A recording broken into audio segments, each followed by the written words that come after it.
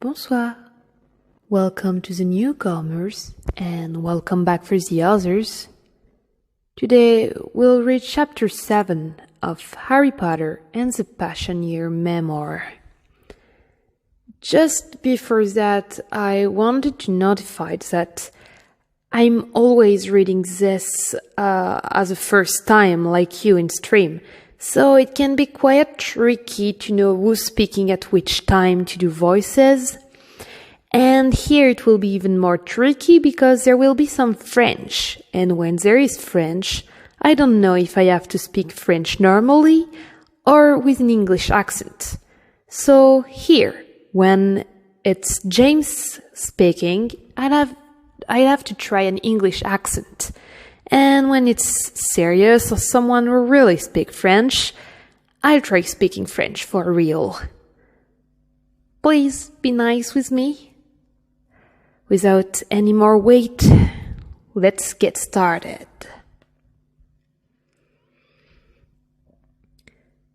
Chapter 7. Kiss of the Wolf.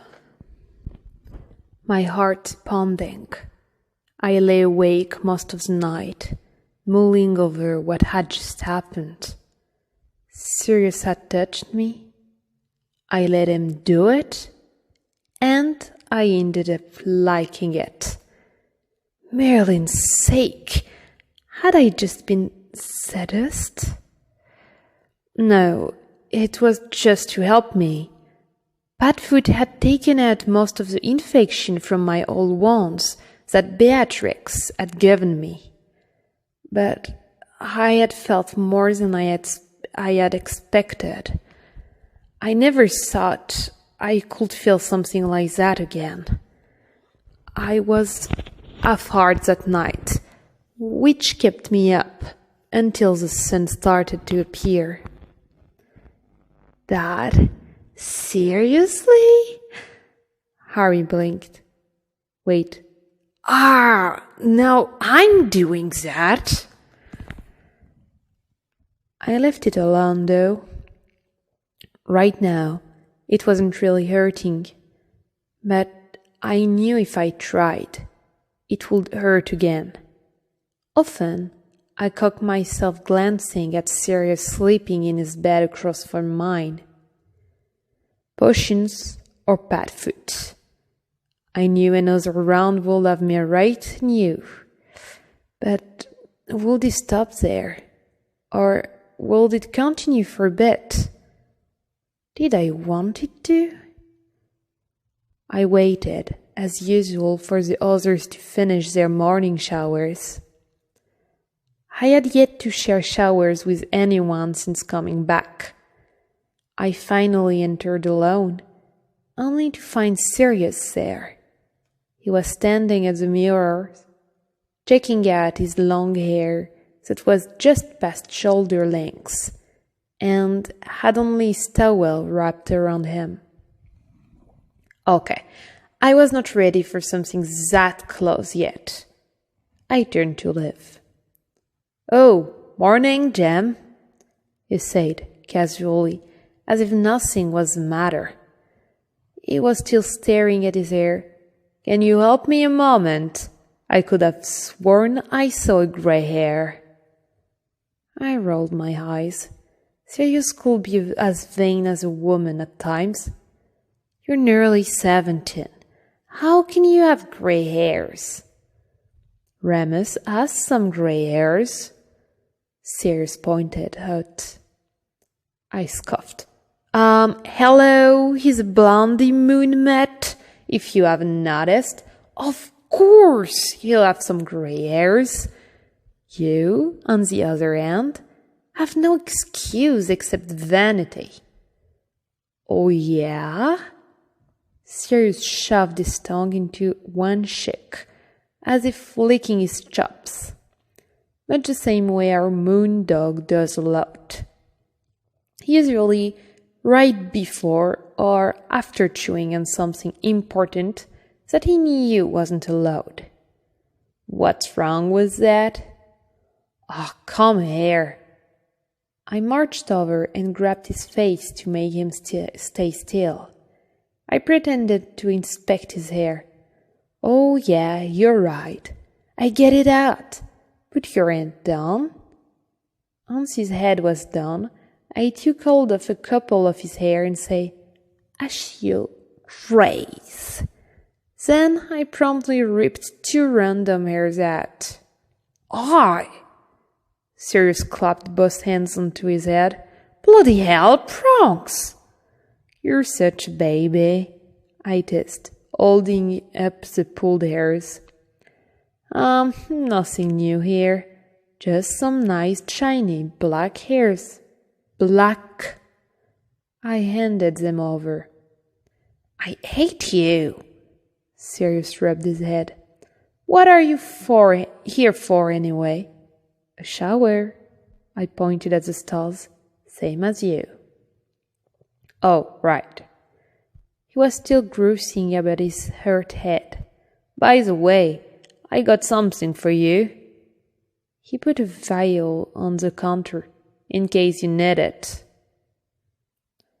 I felt my teeth clench and forced them back open. He had gone straight to the point.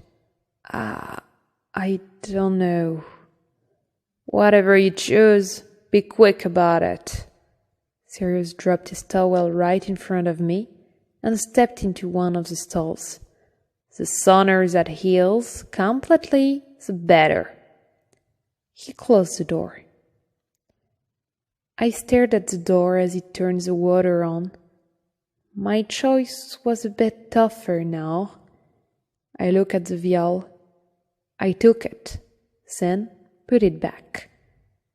That potion could heal me physically, but there was nothing for the horror of it.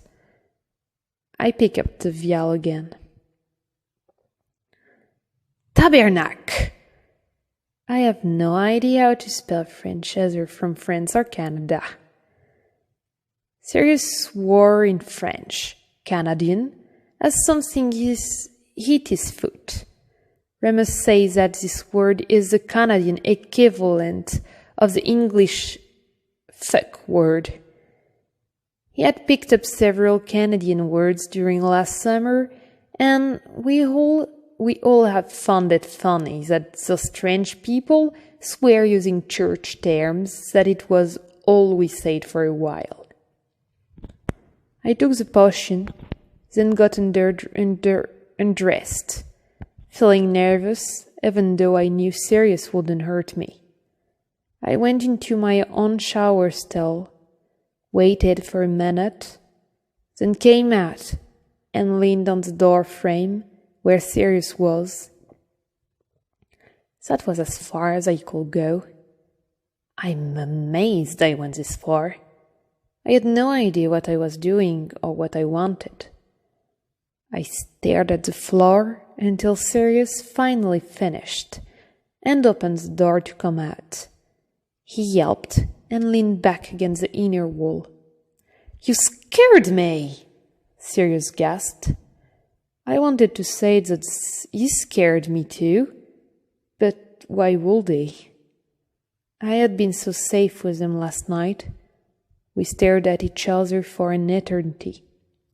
"Come in here," he finally said, and I could do nothing but blindly obey him.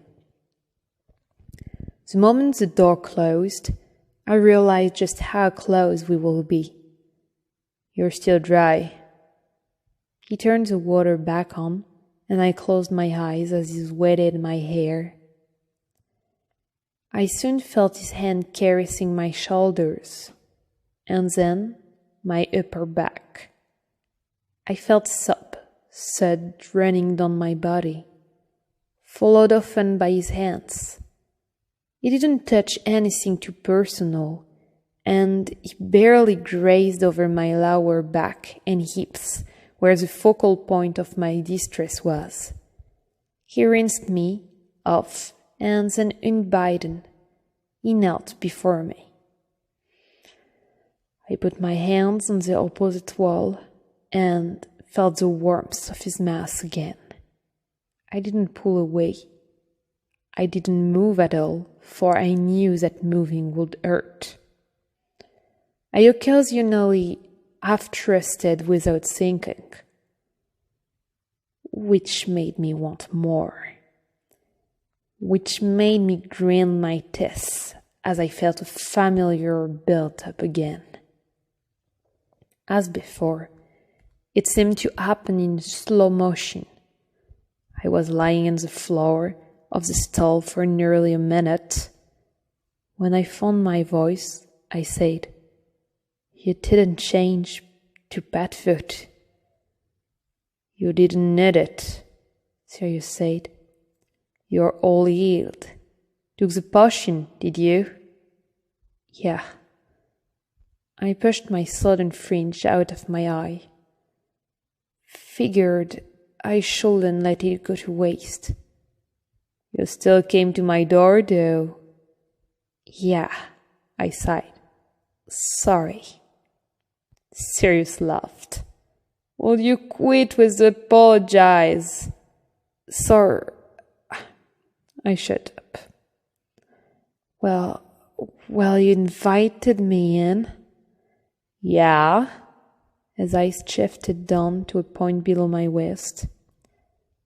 "Figure I shouldn't let it go to waste." I glared at him, but he only laughed. I leaned against the back wall of the stall. He was on the floor as well, next to me, half smiling, naked as I was. He watched me with unblinking eye. "Serious?" I finally dared to breathe. "Now, what?" "Well, it's Quidditch practice today." "I meant with us." "You have but to ask." He stood up, then reached down for me. "This is going to hurt." I knew that. After what Remus accidentally did to me during your full moon, I came to expect a lot of pain whenever I would get up. Sirius went under my arms to help me lift me up. It didn't hurt as much as the full moon, but I still felt my tailbone sails. Yelping, I turned into Sirius' grip, felt something I probably shouldn't have, and jumped back with such force that it felt like my tailbone was snatched. "Easy." Sirius put a hand on my shoulders to hold me up. "Breath and relax. It passes." We stood in silence while the throbbing subsided to a dual-edged ache. "You didn't have to do that," Sirius smirked. "I've touched you twice now. Looks like I still owe you one." He turned and opened the door to let us out. 3 times. "Oh." I squinted at him to see more clearly. Badfoot, who cleaned up my wounds on the same day while I was passed out. "Hey now, that doesn't count." Sirius looked aghast. "I didn't take advantage of you then, and besides, you didn't feel whatever I did do, which was minimal to begin with." "I'm teasing, Siri." I managed a weak laugh. "Uh-huh." He wasn't impressed. "I try being the seeker," I said as I finally came out of the shower. Sirius gave my hand a soft squeeze. "I'll help you." We purposely arrived last at the Quidditch pitch. Most of the team was already out of the changing rooms. Sirius went in first. I watched the last few teammates leave and enter the pitch. Then Sirius pulled me inside. He was already changed. "Give me your broom." He held out a hand for it. I passed it over. "Go get changed. I'll deal with it." He locked the door and sealed it with a charm, so no one would walk in on us and focused on the broom. I took my time to change, wondering if I could even do this. We took so long that Charlotte pounded on the door. "Black Potter! Are you having sex in there or something?" I stared, horrified. Sirius burst out laughing. "Maybe. What a total bland. Want to join us?" I blinked like an owl. "Okay, now is a total bland. I ate them." "Hurry up," she shrieked at us. "Practice should have started 15 minutes ago." She thudded on the door again before stomping off. "What did you say that for?" I exclaimed, glaring at Sirius. He just laughed again and returned to adding magical padding to the broom. I was finally changed, and he handed me the broom. It didn't look any different. I took it, still glaring. "Oh, relax," Sirius laughed at me. "Everyone knows I sleep around. They won't really believe we're together." At that, he exited the changing rooms. I followed, face burning. Why was I even blushing anyway? I wasn't in love with a guy. With that thought in mind, I felt my cheeks burn even hotter, and I finally couldn't wait to get in the air. "Sorry, couldn't find my playing robes," was my feeble excuse. Sirius winked at me. He bloody winked. "I'm gonna kill him!" Personally handfed him to our werewolf. Oh, I'm mad. I have no idea why, but I'm mad. "In the air," Charlotte ordered, just as furious as I was. "Potter, remember, you're Seeker now." She flew up without another word.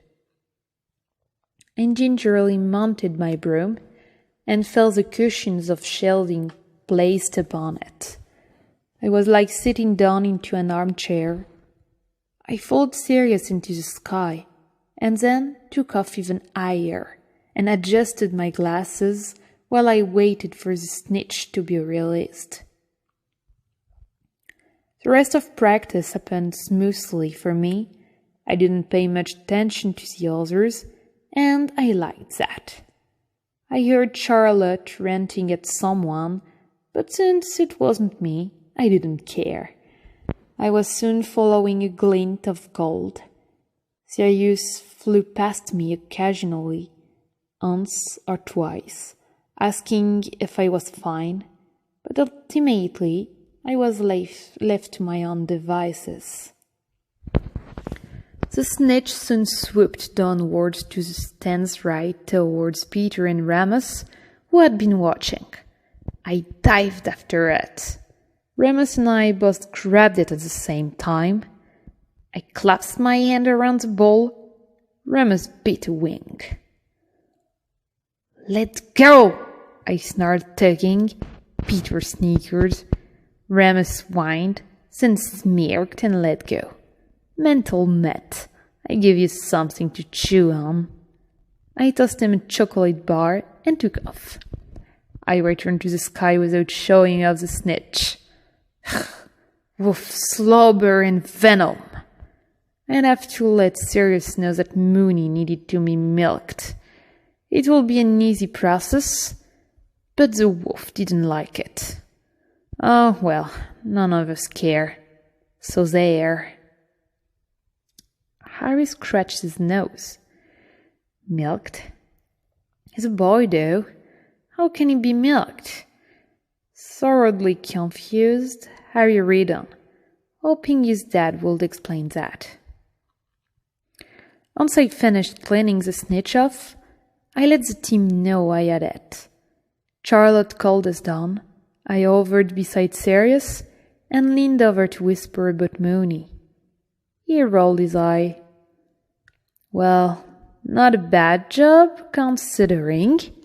Charlotte was glaring at me. We need to get our timing up to par. She cast a nasty glance at Sirius, which was twofold.